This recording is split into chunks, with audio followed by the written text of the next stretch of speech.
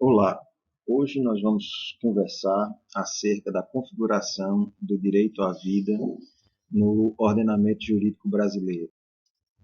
A gente tem que primeiro tentar buscar uma noção de qual é a ideia do direito à vida.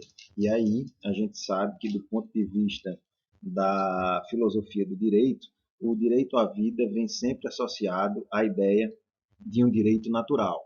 Então, quando se pensa já em direito natural, a gente normalmente vai falar de vida, liberdade, integridade física. Portanto, nós estamos perante um direito que seria inato e, portanto, inalienável de todo ser humano.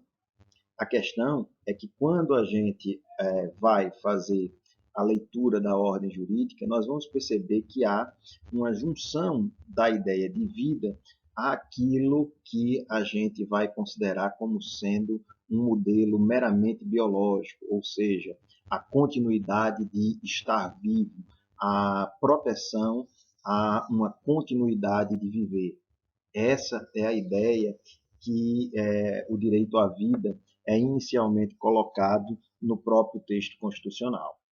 É, portanto, um critério que termina nos conduzindo a entender que esse direito à vida consiste no direito de todos os seres humanos viverem, abarcando uma existência, portanto, corporal, logo, uma existência biológica e fisiológica do ser humano. Vejam que essa é aquela primeira aproximação que se faz à ideia do direito à vida. Só que o direito à vida ele tem uma íntima relação com a dignidade da pessoa humana. E aí, quando a gente fala de vida e dignidade humana, a gente começa a perceber que são princípios que vão fundar toda a ideia dos direitos fundamentais e do modo que os direitos fundamentais vêm descritos no texto constitucional. Essa relação entre direito à vida e dignidade humana termina fazendo com que a gente olhe a perspectiva da vida para além dessa preservação do substrato biológico ou fisiológico do ser humano.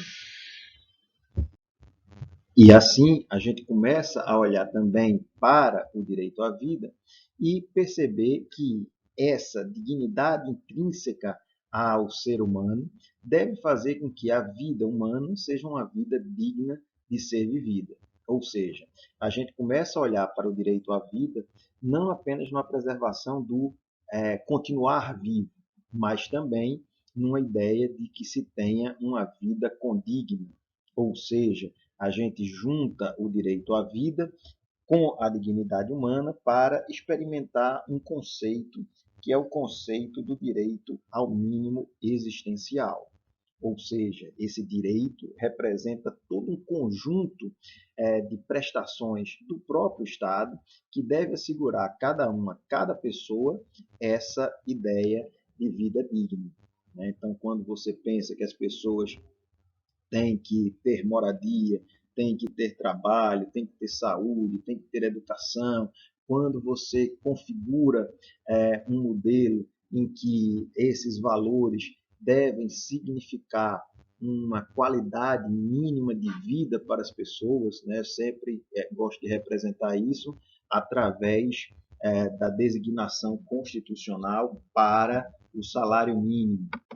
Assim, o artigo 7º, inciso 4º da Constituição, ao estabelecer que o salário mínimo deve ser capaz de atender às necessidades vitais básicas da pessoa e de sua família, com moradia, alimentação, educação, saúde, lazer, vestuário, higiene, transporte, previdência social, ele está nos colocando por trás a noção do mínimo existencial. Implicitamente, se o salário deve dar para essas necessidades vitais básicas, é porque nós estamos referindo à existência de um direito ao mínimo existencial que está por trás dessa configuração, que está, portanto, implícito nessa configuração.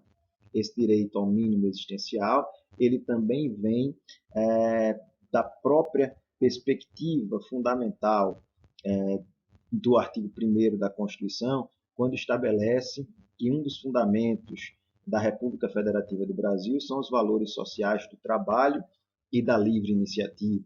Ou seja, a gente está falando numa existência de uma vida que seja uma vida condigna. E isso tem um rebatimento lá quando a gente estiver olhando a própria ordem social e os fundamentos dessa ordem econômica e social. O fato é que, se a configuração normativa do direito à vida no plano da Constituição vem, em especial, do caput do artigo 5º, quando vai dizer que é garantida a inviolabilidade do direito à vida. E se a gente quiser olhar como um direito que também deve ser percebido como direito à vida digna, nós iríamos para os fundamentos e iríamos lá para o artigo 7º, inciso 4º da Constituição.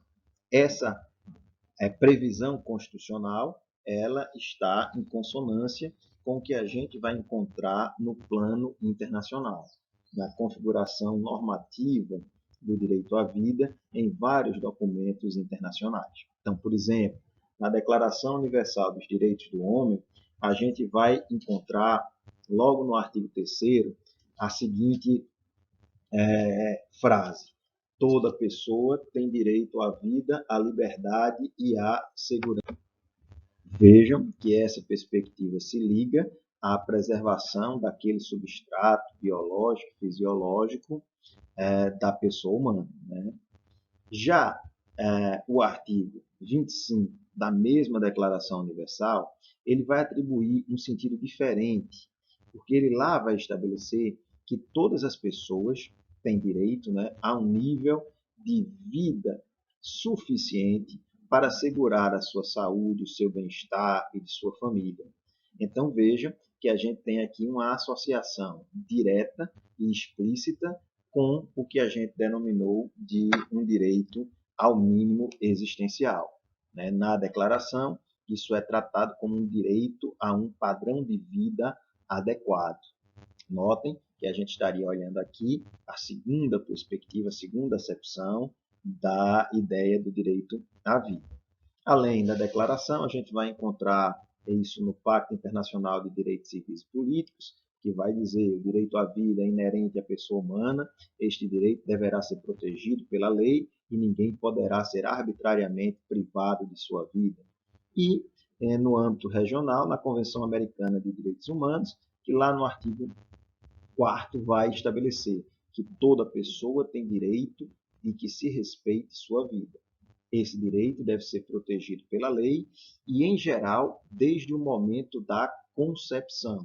Ninguém pode ser privado da vida arbitrariamente. Veja que a gente já tem aqui um indicativo de quando começa a vida humana para a Convenção Americana, que seria desde o momento da concepção. Mas a gente deve perceber que cada Estado pode regular isso de maneira própria. Por isso que a linguagem da Convenção é uma linguagem mais ampla, mais aberta e fala em geral.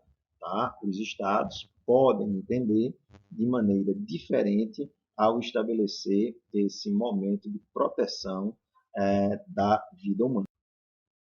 Bom, nós já havíamos antecipado a configuração do Plano Nacional, mas vejam que isso é uma configuração que vem de uma tradição do próprio modelo constitucional. O interessante é que na Constituição de 1824, a gente não falava na expressão direito à vida, mas falava num direito à segurança individual. E aí se fazia entender que esse direito à segurança individual representava a preservação da incolumidade das pessoas, ou seja, a preservação do próprio direito à vida das pessoas. É curioso observar que na Constituição de 1824 existia uma previsão geral de proibição da pena de morte, tá? Embora existisse a pena de morte prevista em leis para crimes específicos, mas não havia essa previsão expressa no texto constitucional. O texto constitucional ia no sentido contrário. A Constituição de 1891 também não tinha a expressão direito à vida. né, a gente continuava utilizando aquela expressão direito à segurança individual. Tá? Também há uma proibição em regra da pena de morte.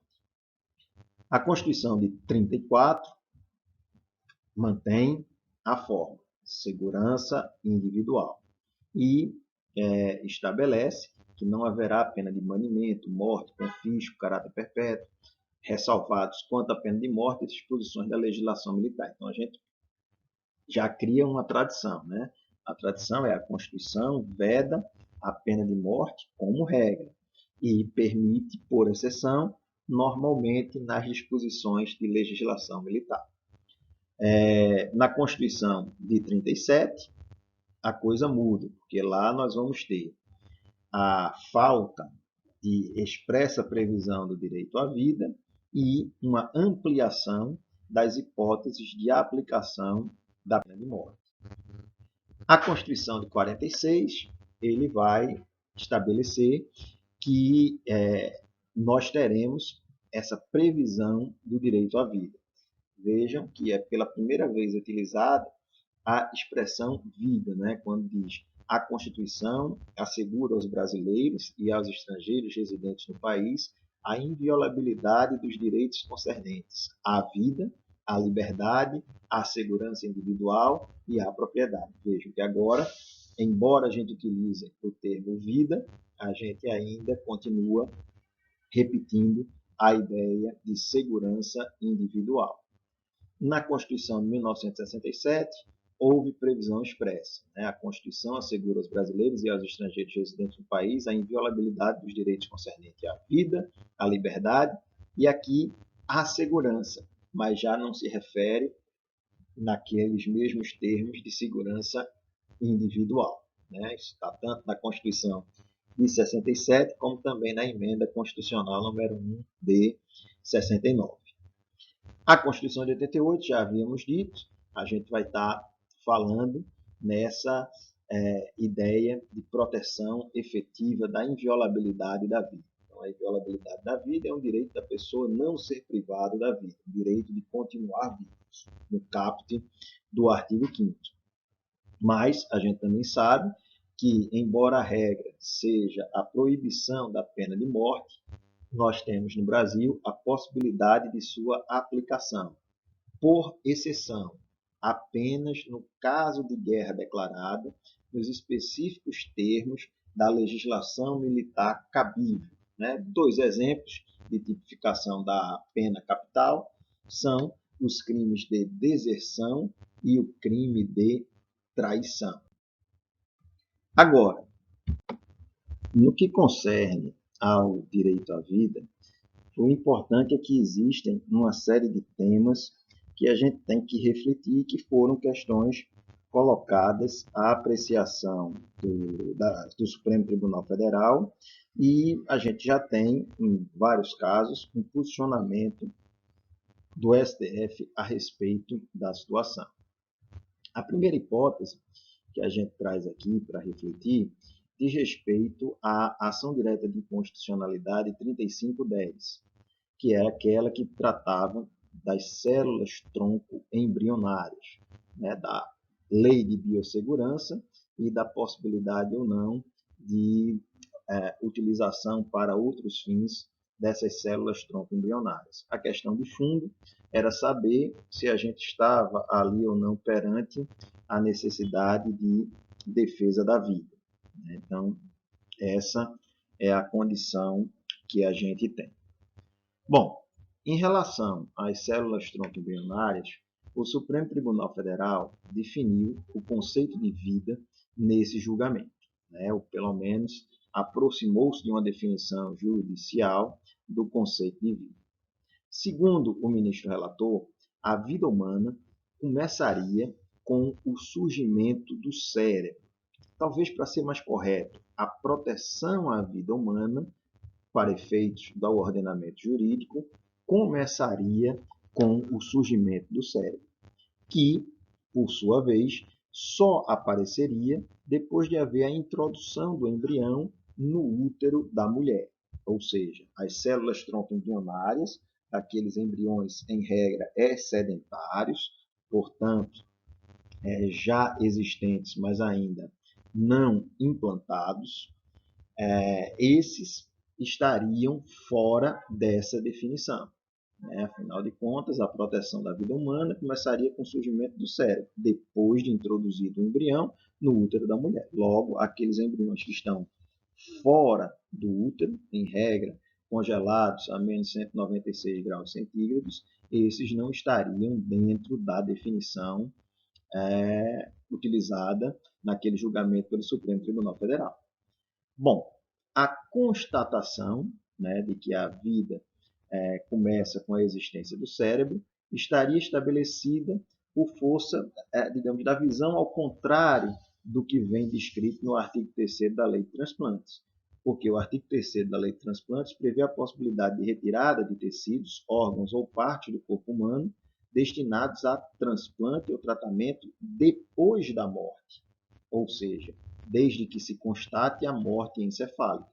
Então, a lógica ficou mais ou menos a seguinte: se a morte é com a morte encefálica, a vida seria, aspas, com a vida encefálica. Logo, para a lei, na interpretação do Supremo Tribunal Federal, o fim da vida dar-se-ia com a morte e, novamente, sem o cérebro não haveria vida. Portanto, o conceito de vida estaria, segundo o STF, ligado ao surgimento do cérebro. Essa foi uma ação muito importante julgada pelo Tribunal Federal. Outra ação importante foi a ADPF 54. Nessa ADPF 54, era discutido a possibilidade ou não de uma interpretação sobre interrupção voluntária da gravidez que permitisse a não tipificação dos crimes previstos no Código Penal. Então, o Supremo Tribunal Federal, nessa ADPF, declarou a inconstitucionalidade da interpretação segundo a qual, se houvesse a interrupção da gravidez de feto anencéfalo, haveria a conduta tipificada nos artigos 124, 126 e 128 do Código Penal. Tá? Agora, para que essa interpretação seja utilizada, tem que existir a comprovação por laudos médicos com 100% de certeza, é uma redundância, porque se é com certeza não precisava ser 100%, mas com 100% de certeza que o feto não tem cérebro e não há perspectiva de sobrevida. Vejam, é mais ou menos a mesma linha de raciocínio da circunstância anterior, da DIN 3581, se a memória não me trai. Afinal de contas, toda a previsão da ideia de vida, pelo menos na lógica de proteção que o Supremo Tribunal Federal tem entendido, decorre do funcionamento da existência do cérebro. No caso de estarmos perante um feto anencéfalo, essa possibilidade de interrupção voluntária da gravidez não iria se configurar como crime. A partir dessa decisão na ADPF 54, a ADPF tem efeitos erga omnes e, no caso, vinculantes, o Conselho Federal de Medicina terminou editando uma resolução, que foi a resolução número 1989 de 2012. Nessa resolução, a preocupação é se estabelecer mecanismos, procedimentos para que haja o diagnóstico de anencefalia para efeitos de antecipação terapêutica do parto, que é assim que a linguagem médica se refere à possibilidade da interrupção da gravidez no caso de gestação de feto anencéfalo. Então, essa hipótese terminou gerando essa resolução do Conselho Federal de Medicina. Então, assim, de acordo com o Conselho Federal de Medicina, na esteira do que foi decidido pelo Supremo Tribunal Federal, o médico deve prestar à gestante todos os esclarecimentos que lhe forem solicitados, garantindo a ela o direito de decidir livremente, ou seja, se deseja ou não a antecipação terapêutica do parto, tá? Sem impor a autoridade médica, na relação especial médico-paciente, para induzi-la a tomar qualquer decisão ou para limitá-la naquilo que decidir. Se a opção for pela interrupção, a realização do procedimento não vai mais depender de qualquer a autorização de órgão do Estado. Outro ponto que a gente deve chamar a atenção diz respeito ao julgamento do habeas corpus número 124.306. Esse habeas corpus foi julgado na primeira turma do Supremo Tribunal Federal. O que tinha aqui como sendo uma questão de fundo era, mais uma vez, a possibilidade ou não de se interpretar a Constituição no sentido de não se utilizar da penalização constante na lei penal para a interrupção voluntária da gravidez.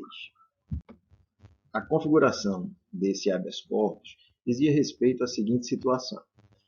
Foi um habeas corpus que foi impetrado com pedido de concessão de medida cautelar em face de acórdão da sexta turma do Superior Tribunal de Justiça, que não havia conhecido um habeas corpus de número 290.341, ou seja, o número do habeas corpus na sexta turma do STJ, e dos autos, o que se vê é que as pessoas que foram presas, os pacientes nesse habeas corpus, mantinham uma clínica de aborto e foram presos em flagrante devido à suposta prática, não é, dos crimes descritos no artigo 126, aborto, e 288, formação de quadrilha, ambos do Código Penal. Né? Então, esse habeas corpus terminou chegando ao Supremo Tribunal Federal. Então, o julgamento estava sob a relatoria do ministro Marco Aurélio, mas, em dado momento, houve um voto vista do ministro Luiz Roberto Barroso,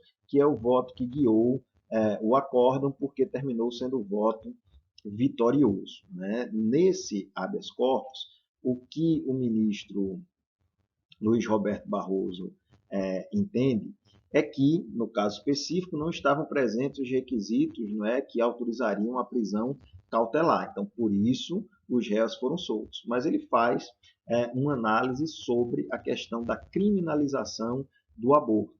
Né? O STF já tinha, na DPF 54, entendido que não deveria se punir o aborto no caso dos fetos anencéfalos, por ser, né, na linguagem do Conselho Federal de Medicina, uma antecipação terapêutica do parto, né, em face dos problemas congênitos da criança, do bebê.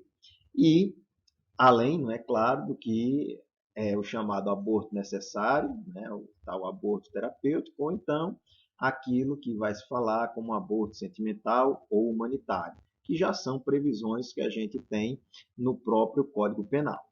Então, quando se olha para esse voto do ministro Luiz Roberto Barroso, ele vai estabelecer que a criminalização do aborto seria incompatível com alguns direitos fundamentais, em especial os direitos sexuais e reprodutivos da mulher, que não pode ser obrigada pelo Estado a manter uma gestação indesejada, a autonomia da mulher, que deve conservar o direito de fazer suas escolhas existenciais, a integridade física e psíquica da gestante, que é quem sofre no seu corpo e no seu psiquismo os efeitos da gravidez, a igualdade da mulher, né, já que os homens não engravidam, isso é texto do próprio ministro, e, portanto, a equiparação plena de gênero depende de respeitar a vontade da mulher nesta matéria. Então, essa foi o centro, né, do voto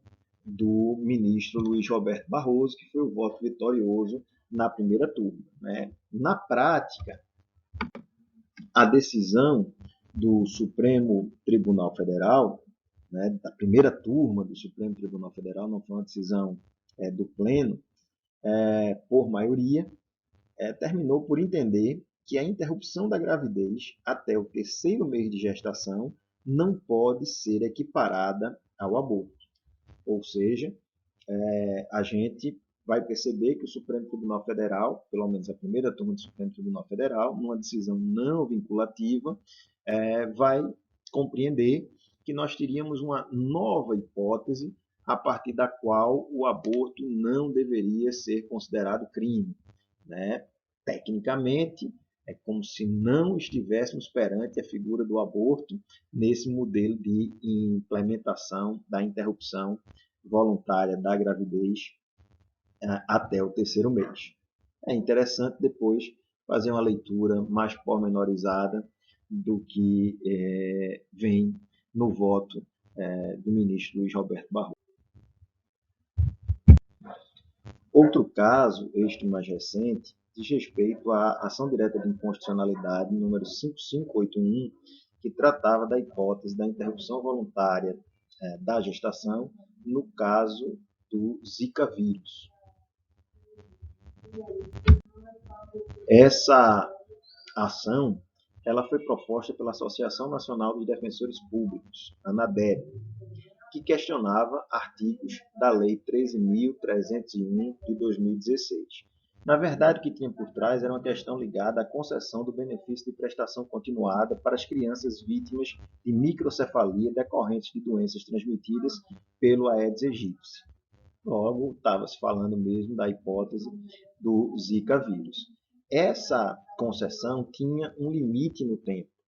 E aí, a Associação de Defensores Públicos entrou com a ação direta de inconstitucionalidade contra essa norma para estender esse benefício sem que houvesse a limitação do prazo estabelecido na lei. Essa ação direta de inconstitucionalidade ela foi ajuizada juntamente com a arguição de descumprimento de preceito fundamental.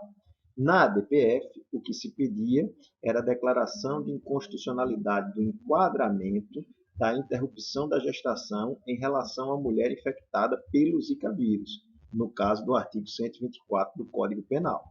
Então, vejam, o que se deseja, no caso da ADPF, é a lógica contrária. Então, era também você ter uma interpretação que gerasse uma lógica diferente. O que se desejava com essa interpretação, portanto, era que não houvesse a penalização no caso da interrupção voluntária da gravidez. Algo talvez próximo das decisões anteriores do Supremo Tribunal Federal. O Supremo Tribunal Federal, no plenário, em sessão virtual, concluída aqui está nesta quinta-feira, mas foi na quinta-feira passada, dia 30, julgou prejudicada a ação direta de inconstitucionalidade pela perda do objeto. Porque o que é que houve? Houve uma medida provisória que passou a instituir essa pensão vitalícia a crianças com microcefalia. Então já não teria mais aquele objeto da limitação que a lei estabelecia para o benefício de prestação continuada. Então, esse ponto aí da medida provisória tirou o objeto da ação direta de inconstitucionalidade lá do plenário do Supremo Tribunal Federal. Além disso, o Supremo Tribunal Federal entendeu que a Associação Nacional dos Defensores Públicos não tinha legitimidade para a propositura da ADPF. Afinal de contas, segundo a jurisprudência pacífica do Supremo Tribunal Federal, a legitimidade dessas entidades nacionais de classe ou de classes nacionais para o ajuizamento de ações em controle abstrato, controle concentrado, as ações constitucionais de controle abstrato, elas precisam demonstrar que há um nexo de afinidade entre os objetivos institucionais e o conteúdo dos textos normativos. No caso, isso não foi constatado. Então, o que é que ocorre? Ocorre que, na prática, o Supremo Tribunal Federal continua entendendo que não é possível a interrupção voluntária da gravidez, no caso de Zika vírus, para efeitos de interpretação da despenalização. Outro tema bastante importante para a reflexão é a ligação desse modelo do direito constitucional com o que a gente vai encontrar ligado à bioética. Para tanto, a gente tem que se acostumar com pelo menos 4 termos que são próprios da bioética: a distanásia, a eutanásia, o suicídio assistido e a ortotanásia. A distanásia é aquilo que fica conhecido como obstinação terapêutica. em tese, essa obstinação terapêutica não vai levar à cura do paciente, nem a nenhuma melhora significativa em relação ao seu padrão, o que causaria, num outro sentido, um excessivo prolongamento não da vida, mas sim da morte, do sofrimento, em detrimento a um conceito de vida digna. Né? Isso é muito utilizado em termos bioéticos quando se fala nos chamados pacientes terminais, que se submetem a cuidados paliativos, mas esses cuidados paliativos não deveriam representar esse prolongamento de um modelo de sofrimento. O Conselho Federal de Medicina tem uma resolução que trata desse assunto, que é a Resolução 1805 do ano de 2006. Nele, o Conselho Federal de Medicina vai permitir ao médico limitar ou suspender procedimentos e tratamentos que prolonguem a vida do doente em fase terminal, de enfermidade grave e incurável, claro, respeitada a autonomia, a vontade da pessoa ou de quem o represente. A ideia aqui é permitir que o próprio paciente ou quem o represente estabeleça um ato de vontade que seja não ser submetido a esse modelo de obstinação terapêutica. Além da distanásia, a gente tem também a eutanásia. A eutanásia é verificada quando se abrevia a vida de um doente incurável e terminal. Então, nesse caso, se procura diminuir a sua dor ou o seu sofrimento, abreviando a vida. Vejam que na hipótese da distanásia, essa dor e esse sofrimento viria de um prolongamento, aspas, desnecessário da vida. Enquanto que no modelo da eutanásia se abrevia também, aspas, o sofrimento que aquela pessoa tem em vida. Notem que a eutanásia ela vai ensejar a prática do crime que a gente encontra lá no artigo 121 do Código Penal. Tá? Então, nós estaríamos perante aquilo que alguns autores denominam de homicídio por piedade.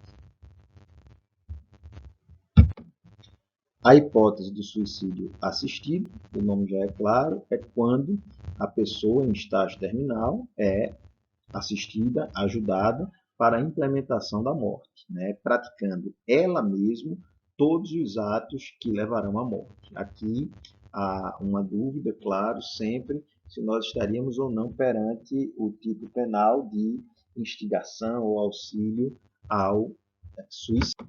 Crime esse previsto no artigo 122 do Código Penal, né? Induzir ou instigar alguém a suicidar-se ou prestar-lhe auxílio para que o faça. Além dessas situações, a gente tem também a chamada ortotanásia, ou seja, a ortotanásia é quando a gente estiver perante uma situação em que o paciente inevitavelmente irá morrer. E essa morte, em seu tempo adequado, não seria, portanto, combatida com métodos extraordinários e desproporcionais, ou seja, o que se quer evitar é que haja a prática da distanásia. E também não se quer que essa morte seja apressada por uma ação intencional, como no caso da eutanásia. Seria como, aspas, o deixar morrer pelo fato do caso está em estágio terminal. Hoje em dia, nem mais essa é a linguagem própria que vem sendo utilizada pelos médicos. A ortotanásia, portanto, também está, né, a gente já havia falado, ali na resolução do Conselho Federal de Medicina 1805, porque na medida em que combate a distanásia, essa resolução, ao permitir ao médico limitar ou suspender procedimentos e tratamentos que prolonguem desnecessariamente a vida de um doente em fase terminal, desde que respeitada a vontade da pessoa. Então, o que se quer é garantir, durante esse processo, todos os cuidados necessários para aliviar os sintomas que levam ao sofrimento. Há ainda uma outra questão no debate sobre as consequências da inviolabilidade do direito à vida, que é o que a gente chama de lei do tiro de destruição, ou tiro de detenção, como a legislação se refere. Toda a questão é no que ficou conhecido como a chamada Lei do Abate. Essa Lei do Abate foi aprovada em 1988 e alterava parte do Código Brasileiro de Aeronáutica. A ideia é, esgotados os meios coercitivos legalmente previstos, uma aeronave que esteja sobrevoando o território brasileiro, ou seja, que não atenda às determinações do controle aéreo, da força aérea, será classificada como hostil, ficando sujeita à medida de destruição. Então, há uma necessidade da autorização do presidente da República ou de autoridade por ele delegada. Essa lei, de 1988, foi regulamentada num decreto presidencial em 2004.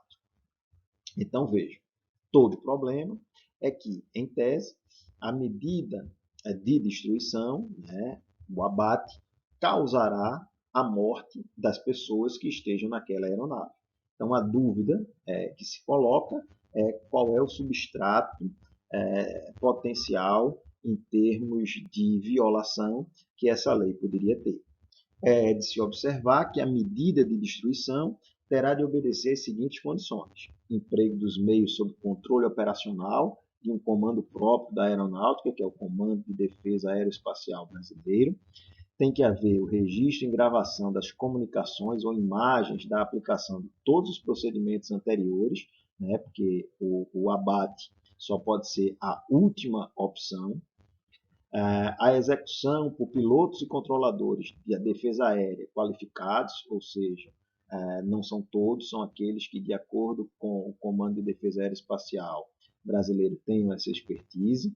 A execução sobre áreas não densamente povoadas e relacionadas com rotas presumivelmente utilizadas para o tráfico de drogas. Tá? Então, veja que é uma lei que tinha um foco específico no combate ao tráfico de drogas e, por fim, a autorização do presidente da República.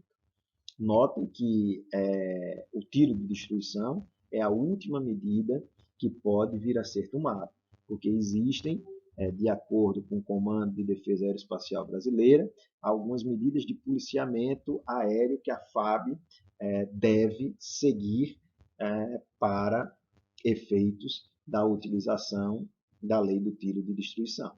Primeira coisa é a regra de se considerar as aeronaves em situação normal. Então, em situação de normalidade, o policiamento apenas vai verificar a condição de voo da aeronave. Só que essa aeronave ela pode estar numa atitude suspeita. Então, numa atitude suspeita, vão existir 3 medidas que podem ser tomadas pelo policiamento aéreo: medidas de averiguação, medidas de intervenção e medidas de persuasão, nessa ordem.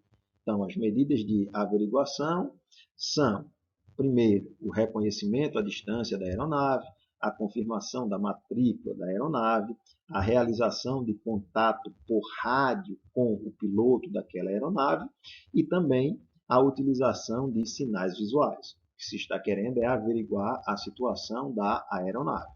As medidas de intervenção podem ser geradas como a requisição de que haja uma mudança de rota da aeronave suspeita, incluindo a determinação de pouso obrigatório.